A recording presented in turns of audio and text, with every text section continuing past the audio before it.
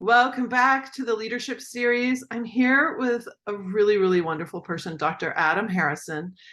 Adam and I were just chatting away, and then I said, we should have just recorded all of that. But we were deeply talking about parenting, and it's really incredible to have you here, Adam, all the way from the UK. I'm going to let you introduce yourself to this person on the other side of the screen, and and then share. Again, our topic is leadership, and we're going to go deep today. So thanks for being here, Adam. Thank you so much for having me, Al. I'm so happy and grateful to be here. So I'm really appreciative. Thanks for having me. Oh, you're welcome.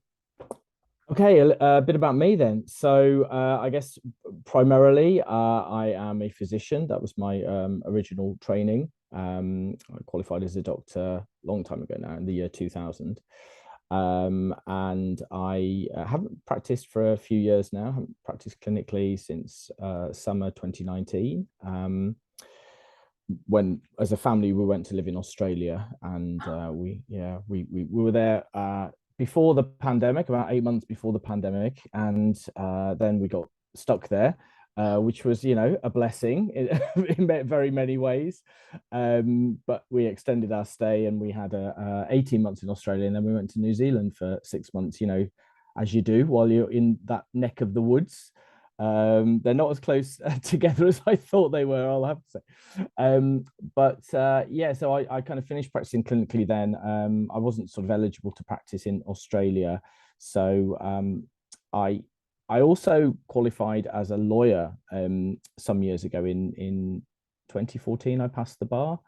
But I never practiced as a lawyer because we were just talking about our children, and my eldest was very young then, and my wife was on a very established training pathway as a maxillofacial surgeon. So it just didn't make sense for me to start a new career from scratch.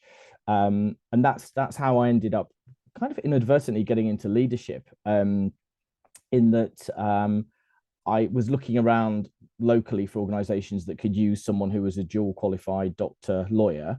And I got onto some committees to do advisory work, and then I got, elected onto the board of one committee and one organization, and then became vice chair. And then another organization used me to do the discipline and regulatory side of the local doctors, so that the kind of medical regulation side of things, because of, again, my law background. So I ended up as an assistant medical director. So that's how I got into leadership roles, completely unplanned. And while I was in one of those roles, I was extremely fortunate to have some leadership coaching. Nice. And I absolutely, I always say this, it sounds cheesy, but it really was life changing. It really was transformational for me. It was, I had that epiphany when the coach made me do an activity about values, about your values. And it was completely eye opening to me. And I was hooked. And so when we went to Australia, coming back up to date a bit, while my wife was doing a fellowship, that's why we went. She was doing a fellowship over there. And, being the kind of good doctor that I am, I was like, well, I can't waste this time. I've got to get something out of this time. Yeah. So if my wife's getting a fellowship out of it and getting all this experience, what am I going to get out of it? I can't waste a year, because that's, how long we were going to be away at first. So I was like, well, I'd always, kind of thought about the possibility of training to be a coach. And I was just like, right, I have the time now. I do the school run, I drop the kids at school, then I've got all day, apart from, bits and bobs of shopping or washing and stuff. And then I pick them up at the end of the day. It's like perfect opportunity. So I trained to be a life leadership and executive coach in Australia, and certified that just over 2 years ago now. So yeah, we're kind of up to date now. I'm pretty much full-time coaching and training and running workshops and things like that now. Nice, beautiful. Wow. And it's interesting, like all this background that you have bringing into the leadership. That's fascinating to me. That really is. Yeah, I mean, most of it is medical, because as I say, I did pass the bar, and then didn't really do much with it. I did kind of have a little bit of a panic, thinking, am I going to go back to working as a doctor with a law degree, and have I kind of wasted these years of studying the law? But I ended up using it, but in a different way. The law qualification was the key that unlocked the door to medical leadership for me. Oh, Um, but it was the probably the experiences that I had as a junior doctor on the receiving end of some really, really toxic leadership. That kind of, and I experienced a lot of workplace bullying from bosses that I'd worked for. And then when we were in Australia, I did have a little bit of a part-time job. I was a tutor for Indigenous students in the Northern Territory in Australia, and I think I had about five or six. They were all female Indigenous students, and a couple of them, which considering there were only six of them, a couple of them came to me in confidence, as their sort of personal tutor, and said, we've been experiencing this really unpleasant treatment on the wards by the senior doctors, doctors who are charged with caring for these students, who's have a duty of care to these students, and they were being shamed and berated and belittled in front of medical colleagues, student colleagues, nurse colleagues, patients. And for me, that was the kind of thing that flicked the switch. I just thought, okay, right. So I've been on the receiving end of really bad leadership. I've worked in leadership roles where I've looked around and I've seen other leaders not behaving perhaps as kindly as they could have done. And now here I am in Australia, a few years on, seeing these poor medical students being treated really badly by the doctors who they're looking up to. They're looking up to these people, yes, yeah. I want to be a doctor one day. It's like they're kind of role modeling as well. It's like you don't really want to be a doctor like them, as far as I can tell. Yeah, all of these things kind of came together, and then now here I am with my um fairly progressive views on leadership that stem from my personal experiences and my deep interest in helping doctors who have been victims of workplace bullying. And I've always thought the sort of the duality of helping victims of workplace bullying and helping cure the system, helping to detoxify the leadership cultures. So for me, they're flip sides of the same coin. Kind leadership, or kindness in leadership, and workplace bullying. They're the kind of the marriage, if you like, of my leadership work. Hmm. Wonderful. So give us some tips. Give us some ideas people can use. I'm thinking it from both standpoints. Like maybe I'm a leader and I know I go over the top. Like I get in a state where Mm, I'm probably bullying people. I yeah, know I was there when I was running a symphony. I would have moments where I would just be like, you've got to do this, and we got to put out yeah, this fire. We got to put it out now because the concert's about to start. yeah, there's a yeah, yeah, yeah, there's a hot button that gets pushed. I mean, that's what I coach, is for people not to push the hot button or get pushed. yeah, Yeah, yeah, but I'm curious, like what kinds of things yeah. are you helping people with? I think you're right, and just to kind of pick up on that, it's oftentimes where there's a perceived crisis. I mean, obviously you need it's crucial for the orchestra to put on a good performance for the paying guests in the audience, right? But it's not life or death. And but with some of these doctors, sometimes these situations are life and death. And so the reason that they're getting so angry and reactive is because they're concerned that a patient's life may be endangered by something that someone is or isn't doing. But I think I don't know. I think more they are. Um, yeah, I just think there's we're not trained to be leaders in medicine, for a start. You know, we have no leadership training at medical school at all. We're also not, you know, taught basic things like how to be emotionally intelligent. We're not even exposed to the concepts of emotional intelligence, you know. So how, you know, one of the basic tenets of emotional intelligence is regulating your emotions, you know. And so there's this kind of like really clear inability in a lot of doctors to regulate their emotions, you know. So yeah, it's yeah, it's a difficult one.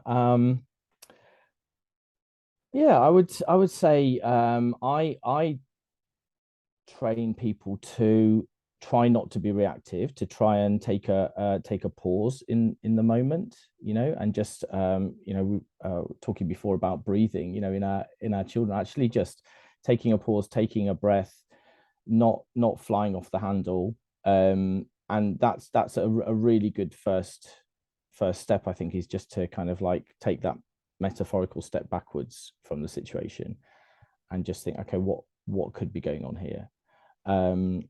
But yeah, I don't know. Yeah, that's kind of the crux of pressure-free living, is Yeah, understanding and detangling all of the things that come into why you get stressed in that moment. yeah. It might not have anything to do with the actual moment. It could have something to do with a Something memory, from before. or Yeah, there's yeah, so much. I like yeah. to, you have girls, it's like the gums in the hair. Right. And we've got to like take every little tiny piece. Okay. So Oh, that's yeah, the real trigger right there. yeah, The yeah, real trigger is that my dog is sick at home and I've got to perform surgery. yeah, And, yeah. you know, That's yeah. No, that's a really great point. And actually, that's something for the, you know, for the victim to consider. Is the person who is being, you know, sometimes deeply unpleasant to them and in front of other people, actually genuinely malicious, or did they have a row with their spouse before they came to work, or did they prang their car on the way to work, or something like this? So are they, you know, almost like an accidental bully, if you like. mhm. um you know, Liz Wiseman talks about accidental diminishers, people that put you down but they don't mean to. Oh, It's yeah. just kind of the way they are. And she talks about her father. I'd recommend anyone to watch a TED talk by Liz Wiseman. But yeah, she's goes into quite detail about her father being you know, she didn't feel that he was an intentionally unkind person that kind of put her down. It's just kind of the way he was, and that, you know, he's learned behaviors. uh, Right. and that, you know, that very much applies to medicine as well, because as I alluded to before, with the students looking to their qualified medical colleagues for an example, for a model, for a steer on how things should be done. You know, some of these people are, they're just doing what their bosses, they're kind of like bosses who may be qualified in the 80s or something like that, you know, did, you know, these kind of dinosaur attendings who just, you know, they just bark at people, and that's it. They have, you know, that not only were they not taught leadership at medical school in those days, there probably was not too much on communication skills in those days as well, to be fair. So Yes, right. Well, there's so much to learn. I mean, what yeah, you're packing in those years is really yeah, incredible.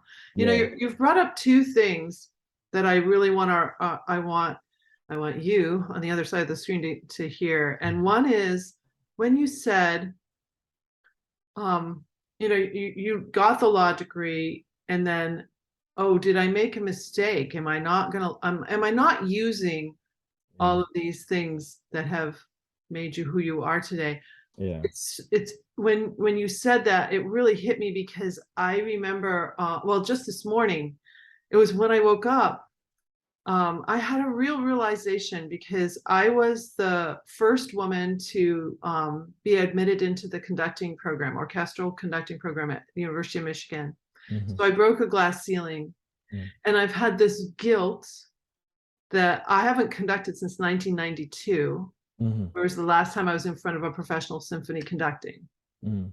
And I have this, it's 30 years, like This guilt, like, and my professor, just before he died, a few years ago, he kept saying to me, why aren't you on the podium? Why aren't you on the podium? Mm, It was mm. so insistent. He was so, I let him, it's like I let him down. Yeah, yeah, And this morning, what I realized, Adam, and you're confirming it for me, but what I realized was I broke that glass ceiling, and then all these other women got admitted. There's only three yeah. people admitted each year. Mm, But when I look at the last 30 years, how many women have now come through that program? mm, Like, I broke the ceiling. mm. So maybe it wasn't about me. Yeah, It was about all these other women getting that opportunity. yeah, yeah, And yeah. I actually have tears in my eyes right now thinking about that, because I've felt this kind of overwhelming, in the back of my mind, little guilt thing. Mm, And then I'm like, because what I do mm. now, I save people's lives. Like, this, what I do with pressure free living is what I was born to do. I Yeah, feel yeah, that in every bit of my being, except for yeah. this little thing back here. So I just want to thank you for bringing that forward, because I'm sure that many people who come on and watch this have Mm. some of that. Like, Yeah, I'm not really using my degree, or did I yeah, waste my time doing that? Do you know what yeah, I mean? yeah, yeah, for sure, for sure. And that can in some cases lead people to, make judgments on the basis of this thing called regret bias. So they regret doing something, and then that kind of biases all of their future decisions, and they're stopping themselves from progressing. I mean, this is a leadership talk, and you were a pioneer. Mhm. And so you're, as you say, maybe you're the whole reason for you having done that was that you led the way for other women to get onto that course. Yeah, yeah. And but yeah, you are. I mean, and I did say it, and I guess sometimes maybe I am berating myself a little bit that I went through those years of studying law. I was sacrificing time where I could have been earning money as a doctor, because obviously, I was studying rather, I did a bit of part-time medicine to pay my way through, but and did that affect the family? Because Oh, it was a few years of not earning money and not as much money and contributing to the household and all of this. But if I hadn't done all of that, I wouldn't be here now talking to you, and hopefully, my tales that I'm sharing will help some people. yeah, And you are exactly where you're meant to be. So you've done your bit with the conducting, you paved the way, and now you're doing what you're meant to do. But if you hadn't gone through all of that, you wouldn't be where you are now talking to me. no, not at all, not at all. So it's just meant to be, isn't Yeah, it's it? very well. I just want to thank you for bringing that forward, because literally this morning, that was, I finally had a breakthrough on Yeah, that thing. yeah. And and then just before I got into that, you were sharing about something that I think is another huge takeaway for people. What was that Weissman book? Oh yeah, Liz Wiseman, the accidental diminishers. Accidental Yeah. diminishes. Mm. Oh, what a huge takeaway right there. I know I've been guilty of it. Like these just little, they're like, Yeah. the bull, when they're fighting the bull and they put the little peccadillos in or Yeah. whatever. Yeah. Yeah. Yeah. Yeah. You're well,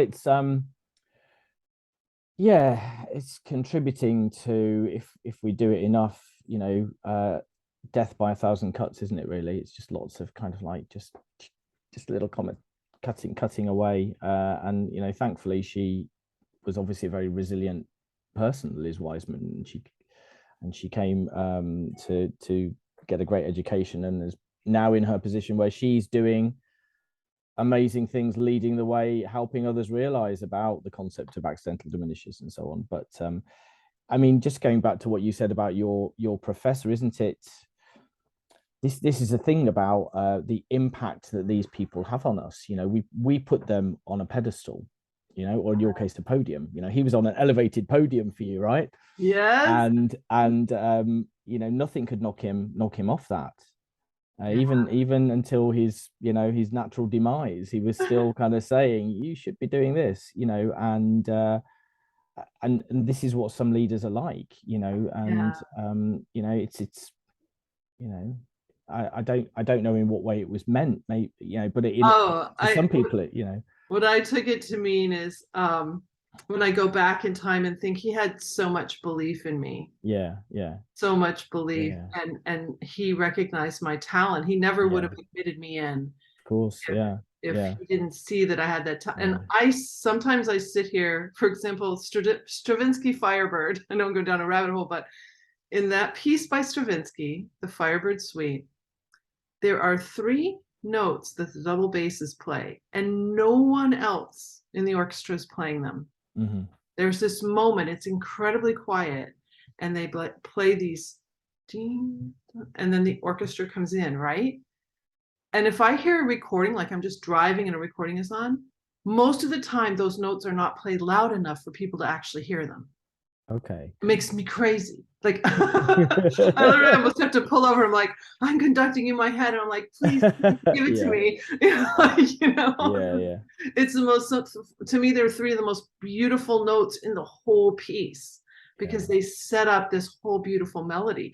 yeah, So, and I studied with people like Bernstein and Ozawa and Mazur. Like I was in the room with them. I was in their green rooms. mm, mm, So I'm one of the very few that was ever trained at that level yeah, because of who yeah, my professor was. yeah, yeah, yeah, And so there's that. And yeah, but when this is my comeback to him, I'm curious what you'll think. I said, I'm going to be on a world stage. It's just a different one yeah, than what we had planned. yeah, yeah, yeah, yeah, yeah. That's it. It's like yeah, you were meant for greatness, or you were meant for influence, for influencing people, just not in the way that he really wanted for you. It sounds Right. like he was very frustrated and disappointed. A bit, yeah, he But was. and when you invest a lot of love and time and faith and energy in someone, that's understandable. Going back to parenting, Yeah, yeah. it's almost a form of surrogate parenting between, Oh, kind of quite definitely. In very the music world, that's paternalistic, definitely yeah, the case. yeah, Yeah. but really paternalistic, but probably, accidentally bullying you Yeah. in a way, Yeah. and and that's what happens a lot of Oh, and times. of course, conductors are notorious for it Mm, because you're trying to get 70 people to do what you want. It's yeah, like yeah, yeah, herding this cats. is really it's a wild thing. And it's interesting. John DeMartini, you talked about values at the start of our Yeah, time here, and yeah, he is does so much about values for people. But he talks about when you have a coach, and I share this with my clients, I go, please don't put me on a pedestal. yeah. You're meant to stand on my shoulders to soar. Hmm. And I love that idea. And Mm, I share with my clients, also my music students, I would say that, like, I am here to guide you. I am here to solve your problems. yeah, That's what I'm here to do. So you yeah, can stand on my shoulders and play better than I can and be, yeah, just soar. yeah. So it's That's beautiful leadership, though. That's it is. empowering, Yeah. and your ego is nowhere to be seen in that equation. Yes. You know. Even the idea that we coach. So I'm going to take the violin example. I had a viola student, very, very talented. And I said, it's time for you to be studying with a violist, like with another Yeah, professor. yeah, And she goes, but I love you. I don't want to leave you. So mm, for a whole year, I still taught her, but I had her teaching. She's very young, like, I yeah, don't know, 13 at the university. So hmm, she at another university, she was actually studying with a very great professor, but she still studied every week with me hmm, because she hmm, loved how I taught her. yeah, yeah, And it part of it was that. yeah, But I'm always like, it's time for you to move to this level. I yeah, can get you this far. Now you go yeah, here. But a lot of teachers will hang on to their clients and coaches will hang on to their yeah, clients. It's like, no, this person actually has to go over here right now and learn yeah, yeah, this. yeah, I'm a yeah, huge proponent of that. yeah. letting them Being fly, learned. yeah, kind of, nudging them out of the nest to fly. But what I think what you're describing there as well is that, you know, things that we can get from teachers and for teachers read leaders are technical skills. We can learn technical skills from them. So going off and training with a professor who specializes in viola, they're going to learn technical skills.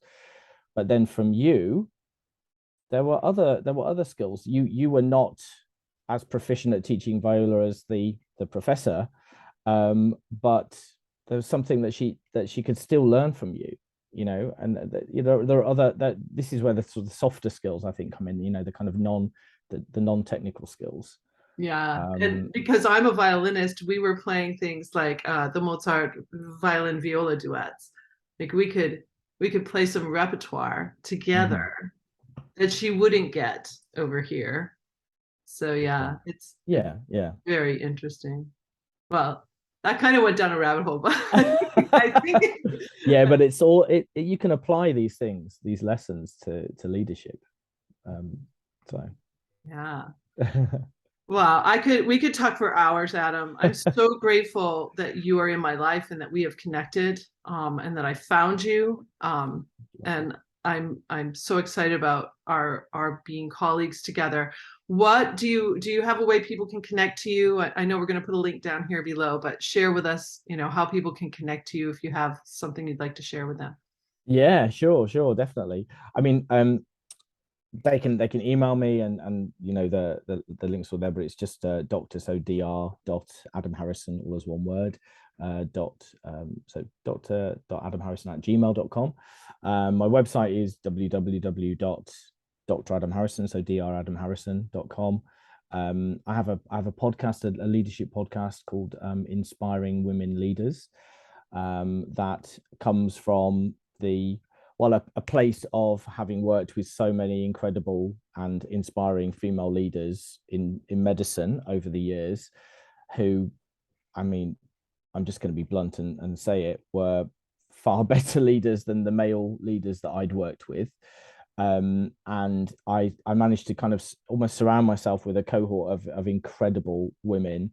And I count my wife among them, very, very much so. She's a huge inspiration. She's a great female lead. She's a woman of color. She does lots of equality and diversity and inclusion work, and does a lot for the cause of women in surgery. And I have two young daughters, who I want a legacy for, to say this is how much I believe in women. So Inspiring Women Leaders podcast, please listen. I love um, it. I'm on LinkedIn, just Dr. Adam Harrison on LinkedIn, and I have a YouTube channel that I put my podcast on as well. But yeah, at the moment, I guess I'm just coaching individuals one-to-one, Mhm. on, well, mainly physicians for obvious reasons, burnout stuff, confidence and mindset stuff for victims of workplace bullying, careers transition stuff, leadership, obviously. And I'm very keen to kind of do more talks and presentations and workshops on kindness, the benefits of kindness in leadership, and benefits of kindness in the workplace. So they're my kind of key areas of focus at the moment. Wow, it's really, really beautiful. And me having three sons, so I coach a lot of males. About, especially when I started, at least more than 2/3 of my clients were male when I started my coaching business. And I joined women's networking groups just to be able to start having more female clients. That's interesting. Yeah, Yeah. it is really interesting. And I really am such a proponent of making sure no one is left behind. Yes, And there's some interesting yeah. groups of people being left behind right now. And There are. Yeah, mhm. sadly, maybe more so now than 5 years ago. I think things have taken a bit of a retrograde step, haven't they? And we Yeah. need to step up and try and redress that a bit. Yeah, yeah. I look out for ageism because I'll hear, well, oh, don't worry, we don't have any old white males. I go, wow, that's ageist, sexist, and racist right there.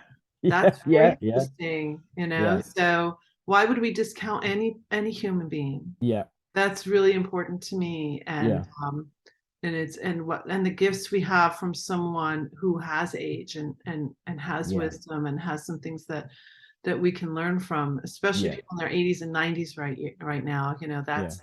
that's a I don't know. We could I love this conversation. It's really hard for me to stop.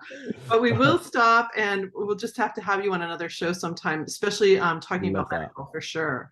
So That'd be thank you lovely. so much, Adam. And stay tuned for what comes on our next day. Have a great day.